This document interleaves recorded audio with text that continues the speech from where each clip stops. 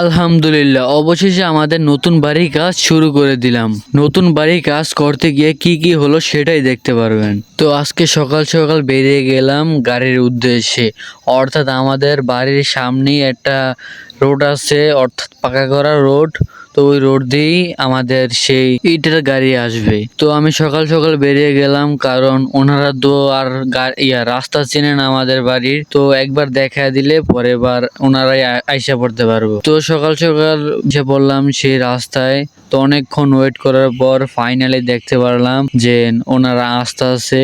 তো আমি ওনাদের সাথে করে আমাদের বাড়িতে যাব, কারণ ওনারা আমাদের বাড়ি চিনে না। একবার দেখা দিলে পরবর্তীতে ওনারাই যাইতে পারবে। সকাল সকাল দাঁড়িয়ে আছি রাস্তায়, কারণ ওনাদের আগে আমি রওনা করে দিছি, কারণ ওরা তো গাড়িতে আসবে, তো কোন সময় আবার আয়া পরে জানি না। এ কারণে আমি তাড়াতাড়ি করে আইসা পড়ছি। তো অবশেষে দেখতে পারলাম ওনারা গাড়ি নিয়ে আসতে আছে। তো অবশেষে অপেক্ষার সময় শেষ হয়ে গেল।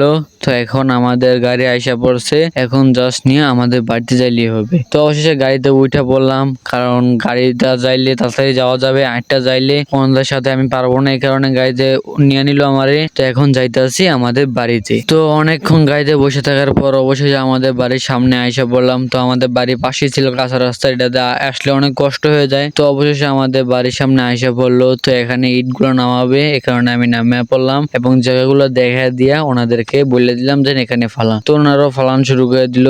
তো অবশেষে আমাদের এক গাড়ি আনা হয়ে গেছে। তো এগুলো হচ্ছে পিকেট, অর্থাৎ এগুলাকে গুঁড়া করো মেশিন দিয়া ভাঙানো হবে। তো এক গাড়ি দিয়ে ওনারা গেছে গা, আরো আনতে হবে, অনেকগুলো একসাথে ভাঙতে হবে। এ কারণে ওনারা গেছে গা। তো অনেকগুলো একত্রে করে তারপরে ভাঙবো। তো অবশেষে এখানে 3 গাড়ি আনা হয়েছে। তো আমি স্কুলে গেছিলাম, গাড়িটার দেখানো হয় নয়। তো ইট তো দিয়ে গেছে, এখন কষ্ট তো করতে হইবই। সকাল সকাল এখানে পানি দিতে হইতে আছে, কারণ ইট গুলারে ভাঙবো কিছুদিন পর। এই কারণে পানি খাওয়াই দিব। এই সকালবেলা কে আর মন চাই এই পানিগুলো লাড়তে। তারপরে মোটরটারে ফিট করতে অনেক কষ্ট হয়, যেহেতু আমাদের কলে লাগানো নাই, অর্থাৎ খাল থেকে এবং পুকুর থেকে পানি উঠাইতে হয়। নতুন বাড়ি যেহেতু করবো এবং বাড়িতে আমি একাই আছি, এই কারণে সবকিছু আমারই করতে হইব। আমার বাবু আছে, উনিও করে আমার সাথে। তো সবকিছু তো আর সবাই করতে পারে না, এই কারণে বেশিরভাগ কাজই আমার করতে হয়। তো আমার বাবা আমাকে সাহায্য করে, সব কাজে সাহায্য করে, এবং তার ফলে আজকে আমরা বাড়িটা উড়াইতে পারতাছি। টাকা পয়সা হইলেই সবকিছু করা যায় না, অর্থাৎ একজন দায়িত্ব নিয়ে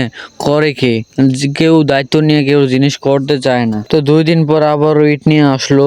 তো এগুলাই আবার ভাঙ্গেলামও। তো আমাদের বাড়িটা কিভাবে করি সেটাই দেখতে পারবেন আপনি। ভিডিওগুলো পেয়ে যাবেন দাস উপাস ফেসবুক পেজ এবং ইউটিউব চ্যানেলে। যারা ফেসবুক থেকে দেখতে আছেন অবশ্যই ইউটিউব চ্যানেলটিকে সাবস্ক্রাইব করে যাবেন। তো আমাদের নতুন ভিডিও আসবে। দেখা হবে আপনাদের সাথে আবারও। আল্লাহ হাফেজ।